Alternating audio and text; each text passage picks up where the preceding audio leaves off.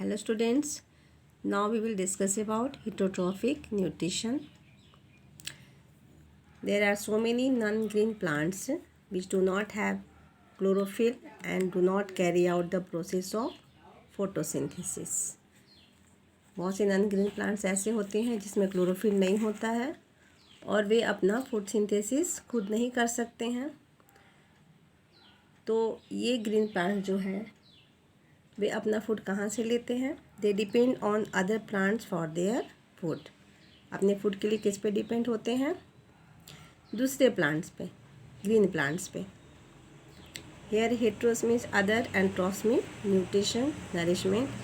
तो heterotrophic mode of nutrition यानी कि जो नॉन ग्रीन प्लांट्स जो हैं वे अपने फूड के लिए किस पे डिपेंड होते हैं? ग्रीन प्लांट्स पे तो या दूसरे ऑर्गेनिज्म पे। तो हेटरोट्रॉपिक मोड ऑफ न्यूट्रिशन उसे कहते हैं। The type of nutrition in which organism depend on other organisms for food is called heterotrophic mode of nutrition. All animals, जितने animals होते हैं ये क्या शो करते हैं? heterotrophic mode of nutrition show करते हैं। और नॉन ग्रीन प्लांट्स जो होते हैं वे भी heterotrophic mode of nutrition show करते हैं। सो heterotrophs are of different kinds. saprophytic nutrition, parasitic nutrition, symbiosis और symbiotic nutrition and insectivorous nutrition। इतने तरह के ये जो heterotrophs होते हैं जो saprophytic nutrition शो करते हैं, parasitic nutrition शो करते हैं, symbiosis या symbiotic nutrition and insectivorous nutrition। saprophytic nutrition किसे कहते हैं? What is saprophytic nutrition and what are saprophytes? Sapros means decaying matter and phytos means plant. Sapro means क्या होता है? Decaying यानी सड़े गले हुए चीज़ों पे जो प्लांट उगते हैं, तो वैसे प्लांट्स को हम सेप्रोट्रॉप्स कहते हैं। Some non-green plants live on dead bodies or remains of plants and animals, rotten food product. They obtain their nutrients from them.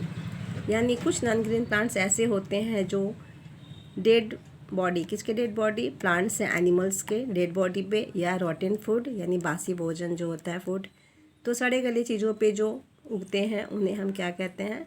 Saprophytes कहते हैं। और mode of nutrition saprotrophic mode of nutrition कहा जाता है। Type of nutrition in which an organism depend on dead and decaying matter for food is called saprophytic nutrition।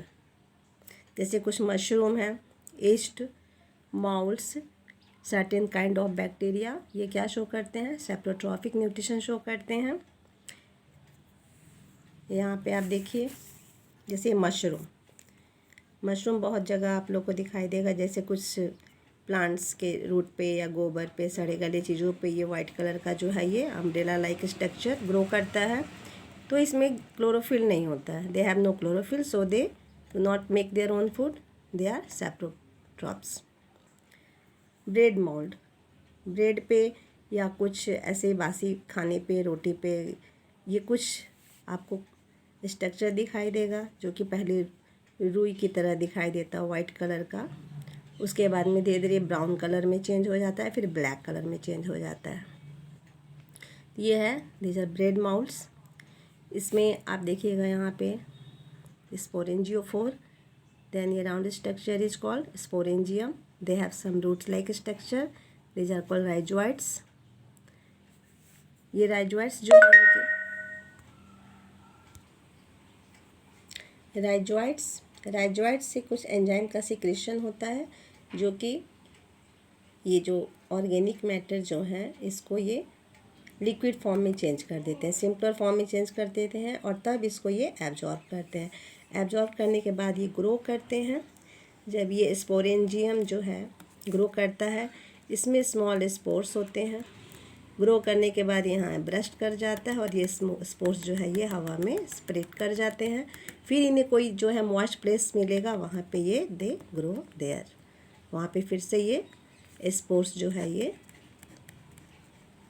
Grow करने लगते हैं। दे do not have chlorophyll, they secretes some enzyme which break the complex organic matter of the dead material into simpler substance that are absorbed by their body and easily digested। तो जो है bread moulds, mushroom, rhizopus, mucor, fungus, yeast, ये सभी क्या है? ये सभी saprophytes हैं। All are saprophytes and they show the saprophytic mode of nutrition. Now parasitic nutrition. Some organism lives on or inside another living organism to obtain food. This type of nutrition is called parasitic nutrition. कुछ organism ऐसे होते हैं जो अपनी food के लिए दूसरे living organism के बॉडी के ऊपर ग्रो कर जाते हैं, डिपेंड होते हैं अपने फूड के लिए, उसी से अपना फूड लेते हैं। जैसे कि हम लोग के ह्यूमन बॉडी में से राउंड वर्म या लीचेज, टैप वर्म, ये ह्यूमन बॉडी के इनसाइड रहता है। प्लांट में भी पैरासाइट प्लांट होते हैं जैसे कस्क्यूटा, मिसलेटो। अब ये पैरासाइट किसे कहते हैं? What is parasite?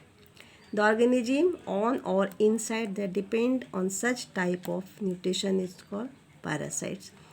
ऐसे ऑर्गेनिज्म जो दूसरे ऑर्गेनिज्म के ऊपर अपने फूड के लिए डिपेंड रहते हैं तो उस ऑर्गेनिज्म को पैरासाइट कहते हैं। एंड होस्ट यानी जिस ऑर्गेनिज्म के ऊपर पैरासाइट अपने फूड के लिए डिपेंड होते हैं तो उस ऑर्गेनिज्म को होस्ट कहते हैं। जो फूड लेते हैं वो पैरासाइट हो गए हैं, और जिसके ऊपर पैरासाइट ग्रो करते हैं, जिस ऑर्गेनिज्म से ये पैरासाइट अपना फूड लेते हैं उसे होस्ट कहा जाता है। द ऑर्गेनिज्म ऑन और inside which a parasites lives is called the host। अब पैरासाइट जो है वो बहुत तरह के होते हैं। पैरासाइट्स हमारे बॉडी में भी पाए जाते हैं, कुछ एल्गी, कुछ फंजाई, बैक्टीरिया, एंजियोस्पर्मिक प्लांट्स, ये भी जो है वो पैरासाइट्स होते हैं। ह्यूमन बॉडी में जैसे कि cholera, TB, plague, typhoid, leprosy, pneumonia, ये सब डिजीज जो है वो पैरासाइट्स के चलते होता है। या स्किन डिजीज, हम लोग के बॉडी में जो स्किन डिजीज होता है, जैसे खुजली होती है, एक्जिमा होता है, ये स्किन डिजीज भी पैरासाइट्स के चलते होता है, ड्यू टू पैरासाइट्स। अब पैरासाइट्स में एक्टोपैरासाइट्स, एंडोपैरासाइट्स। यदि पैरासाइट जो है वो lives on the body, body के ऊपर ऊपरी हिस्से पे रहे, होस्ट के ऊपरी हिस्से पे, तो उसे एक्टोपैरासाइट्स। और होस्ट के इनसाइड यदि वो पैरासाइट्स ग्रो करे, पैरासाइट्स वो live in the body of host, तो उसे कहेंगे एंडोपैरासाइट्स। अब प्लांट में जो है ये पैरासाइट्स दो तरह के होते हैं। एक तो होते हैं टोटल पैरासाइट, दूसरे partial parasite. There are two type of parasites, total parasites and partial parasites. Total means parasites should totally depend on other organism for their food, जो कि दूसरे ऑर्गेनिज्म पे अपने फूड के लिए पूरी तरह से डिपेंड होते हैं, खुद से कुछ नहीं करते हैं। तो वो हो गया टोटल पैरासाइट्स, जैसे कस्क्यूटा या अमरबेल या rafflesia, stem parasite. Rafflesia is the root parasites. ये दूसरे प्लांट पे ग्रो करते हैं और उस प्लांट से टोटल अपना फूड जो है वो उसी से लेते हैं, खुद कुछ नहीं करते हैं, टोटली डिपेंड होते हैं दूसरे प्लांट पे। So they are called total parasites.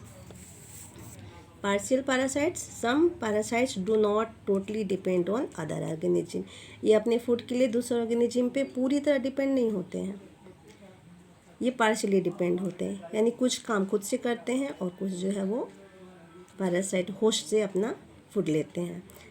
जैसे मिसलेटो, ये एक ग्रीन कलर का प्लांट जो है, ये मैंगो ट्री पे या कुछ फ्लावरिंग प्लांट पे उगते हैं। They grow on mango tree also, some fruits plant and some flowering plant. It has green leaves, they have green leaves. They have green leaves, it means they have chlorophyll in their leaves, so they make their own food, produce its own food, but get water and mineral from the host plant। ये अपना food synthesis खुद करते हैं, लेकिन food synthesis के लिए water and minerals कहाँ से लेते हैं? ये होस्ट प्लांट से लेते हैं, यानी आधा काम खुद करते हैं, आधा प्लांट होस्ट प्लांट से कराते हैं। So they are called partial parasite.